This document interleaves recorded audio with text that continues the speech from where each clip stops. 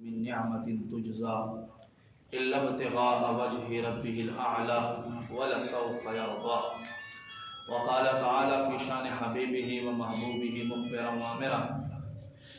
إن الله وملائكته يصلون على النبي يا أيها الذين آمنوا صلوا عليه وسلموا تسليما.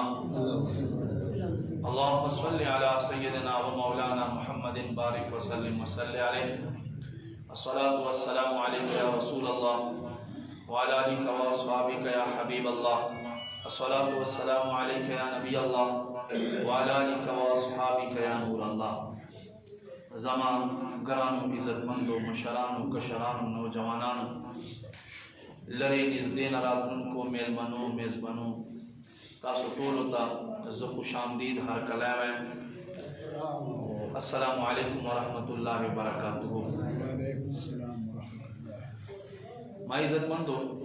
جمعه مبارک ورځ د مبارک ساعتونه دي. اسلامی تاریخ 19 شپږمه میاشت ده او انګریزی تاریخ 21 تاریخ ده، اولنۍ میاشت ده 2022. ما عزت مندو د میاشت د اسلام نعمتی اولنی خلیفہ سره نسبت ده. په دې میاشت کې د موږ مسلمانو اولنی خلیفہ سیدنا صدیق اکبر رضی اللہ تعالی عنہ له دنیا نا تشریف وړی دی. نو ما عزت مندو مخکې نه مخکې جمعه کې هم مونږه د دوی ذکر خیر کړی. نبی پاک صلی اللہ علیہ وآلہ وسلم فرمائی عند ذکر الصلحاء تنزل الرحمہ. اس وقت د نیکانو ذکر کیږي.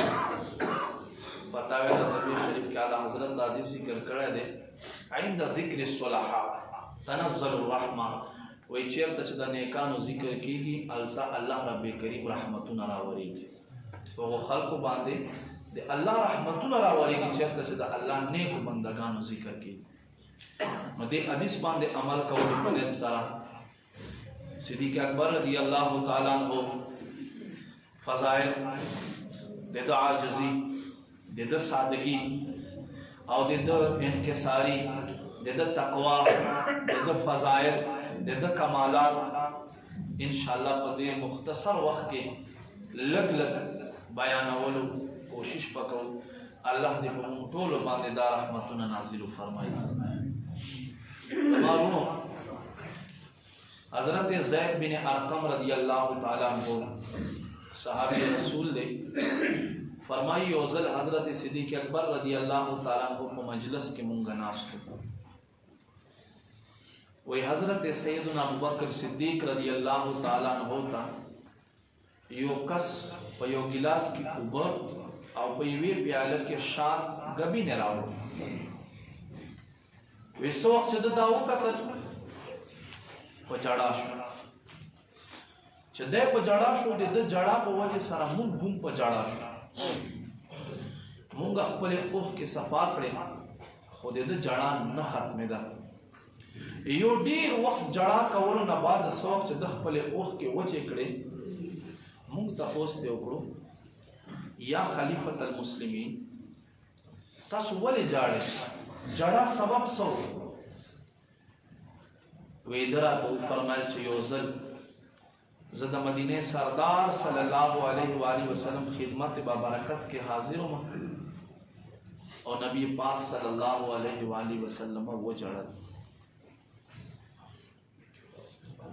نباد ما تپوسو کو قربان تاسو ولی وہ جڑا.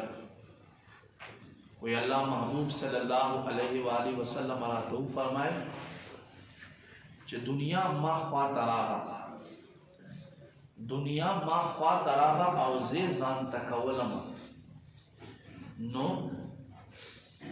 نبی پاک صلی اللہ علیہ وآلہ وسلم فرمائی ما چھ داستا مخ کسوک زلد سے وکر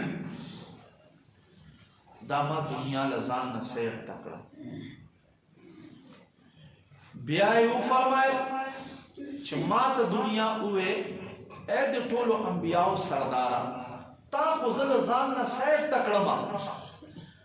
خوستا نه بعد څوک مال ځان نه سیټ تا کولای نشي. وی ومې جړل په دې باندې چې وګوره محبوب په زمانه کې مونږه یو ټیم هم په ماړه خېټه باندې څه نه پیدا کول او اوس ما مخې ته شات پراته دي، یقینا دنیا مونږ ته رادننه شوه. نو ما عزتمندو قدرمندو په دې حدیث پاک کې مونږ دپاره د نصیحت څه ګلونه دي. دا چې دی خلقو عجز ته وګوره، انکساری ته وګوره، دی خلقو دنیاداری نه لرې کېدا ته وګوره چې ګبین چې دومره لکه قیمتي ګران نه دی، قیمتي دی قرآن کې ذکر دی خو روپو په اعتبار سره قیمتي نه دی. او هغه سره د سیدنا صدیق اکبر رضی الله تعالی عنہ جړه، یعنی دنیا نه دومره مخ ګرځول. او یو نن مونږ مسلمان سکه اول 25 سال 30 سال خپل په دنیا پسې منډه وها، تعلیم حاصل وا، یو زیتا او بل زیتا او بل زیتا او بل زیتا، او بیا چې کله په یو جاب باندې شي بیا وروره د زمان بیا د خپل بچیانو فیوچر ښایسته کول، یا د خپل اولاد فیوچر ښایسته کوم. بیا مونږ خو لاړ شو خالی ته، بیا اولاد چې راشي بیا اولاد هم دقسې په دې دیکو کې لګیا وي څه شی کوم یاره خپل فیوچر ښایسته کوم. نو ما عزتمندو قدرمندو یقینا فیوچر به مونږ ښایسته کو یا به نه کو، خو چې کم په حقیقت کې فیوچر دی زمونږ مستقبل دی را روان هغه دنیا دی چې نبی پاک صلی الله علیه و آله وسلم فرمایي د دنیا جون په مقابل د آخرت جون داسې دی دا هم فرمایي کم دی لکه د ځمکې نه تر اسمانه پورې چې دا ټوله دانې دانې شي. او فرمایي لزرو کلونه بعده یو مرغه راځي یوه دانه ترې اوچتوي، فرمایي دا دانې به کل ختم شي له اسمان نه ځمکې پورې هر څه به صفا شي، خو فرمایي د آخرت جون به نه ختمېږي، دومره لوی جون. اوس د دنیا 30 سال 40 سال 50 سال 60 سال 100 سال نه زیات څوک نشته. 100 سال پورې موږ خپل فیوچر ښایسته کولو دپاره دومره منډې او ترړې مونځ ورپسې قضا کا، خیر دی که دروغ ووایې، خیر دی که ته ناجایز کار ورپاره وکړې، که ته رشوت چاله ورکړې نوکري په پیسو باندې والې، خیر دی خو چې زما مستقبل ښه شي. نو دا خو ما عزتمندو عقلمندي نه شوه، دا خو بېوقوفي شوه. دې ته عقلمندي نه وایي، دې ته بېوقوفي وایي. او یقینا دا مونږ ټول کوو چې مونږ خپل آخرت ته وګورو. ګوره نبی پاک صلی الله علیه و آله وسلم فرمایي، مسلم شریف حدیث دی، الراشی والمرتشی کلاهما فی النار. رشوت ورکوونکی رشوت اخیستونکی دواړه په اور کې دي. دا حدیث اسمان ښکته راتلی شي ځمکه برتلی شي خو د نبی علیه السلام فرمان نشي غلطېدی. نو چې ته کله رشوت ورکې اگر چې تا خپل اصطلاحات دي چې ته د چای نوم ورکوې، ته د ډوډۍ نوم ورکوې، ته د بل شیز نوم ورکوې، چې څه نوم ته ورکوې، خو نبی پاک صلی الله علیه و آله وسلم فرمان غلطېدی نشي او تا دله رشوت ورکړو او خپل ځان د اور ته دننه کړو. نو ما عزتمندو په خپل ځان باندې رحم کوئ. سیدنا صدیق اکبر رضی الله تعالی عنہ د آینې په شان باندې جون چې دی هغه مونږ ته دا درس راکوي چې زه د مسلمانو اولنی خلیفه یم، ما په نقش قدم راځئ، بیا به تاسو کامیابي وي. 1400 کاله به تیر شي،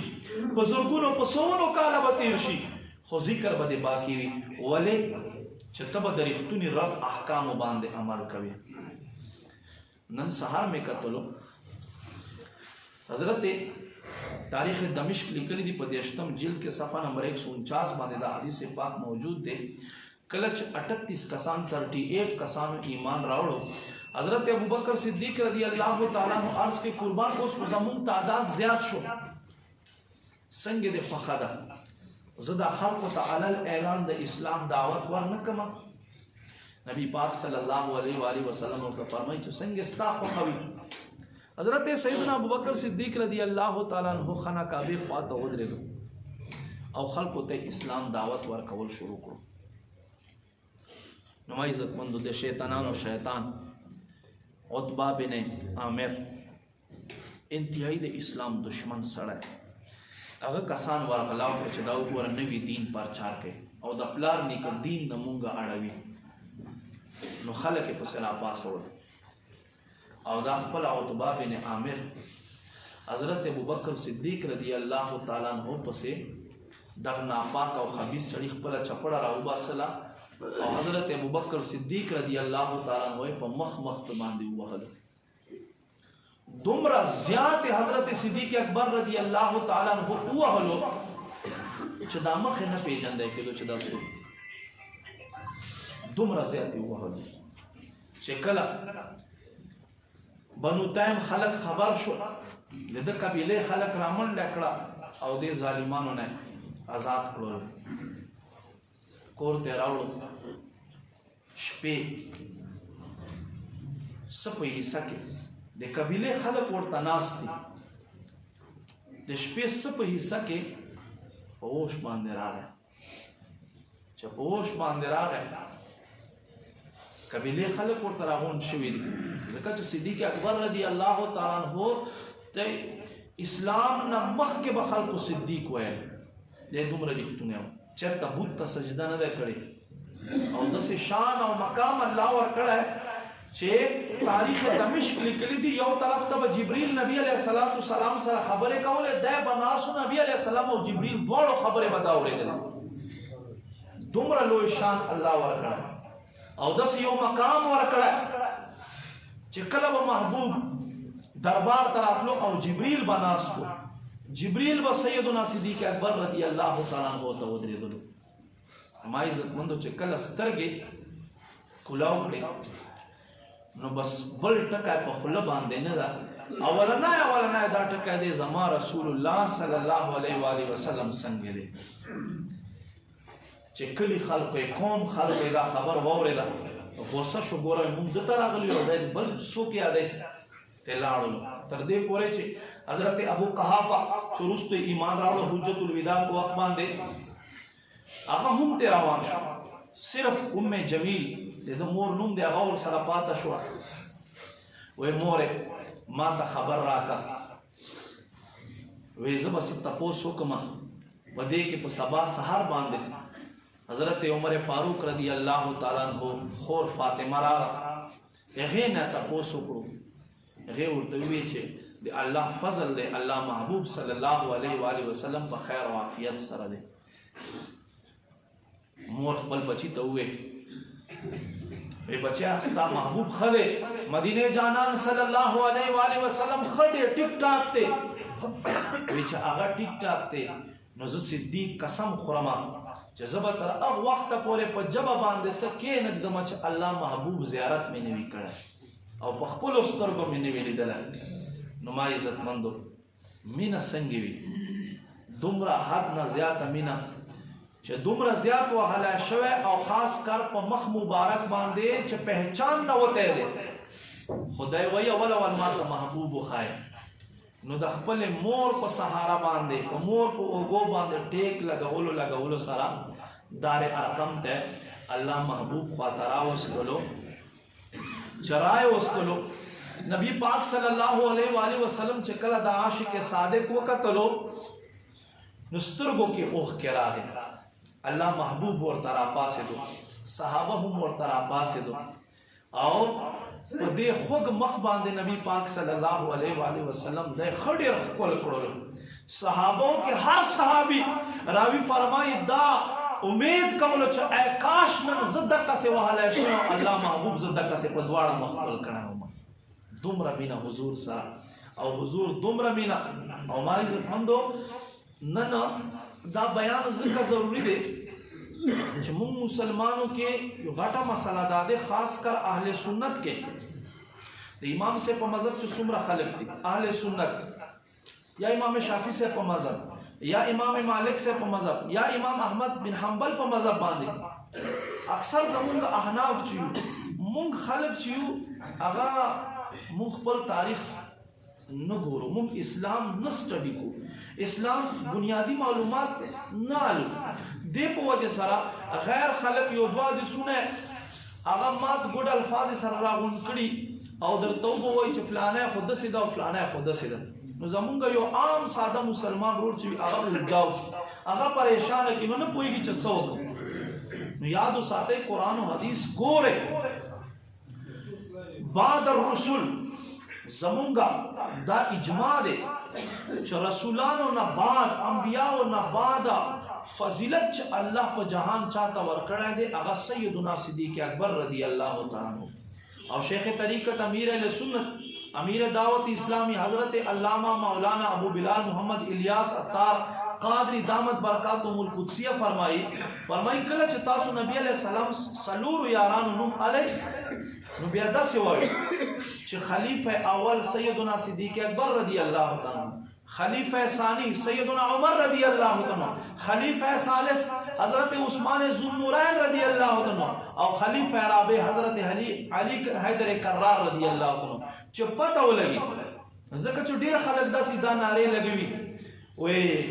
د ماده مست کلندر علی دا پہلا نمبر یاد وساتئ دې کې غټه اشاره ده سترف تا چې ګوره نبی علیہ السلام نه بعد د مسلمانو چې کوم خلیفہ دی هغه صدیق نه دی هغه علی دی. مونږ ټول سره مینا دی ټول سره مینا دی ټول صحابه سره مینا دی.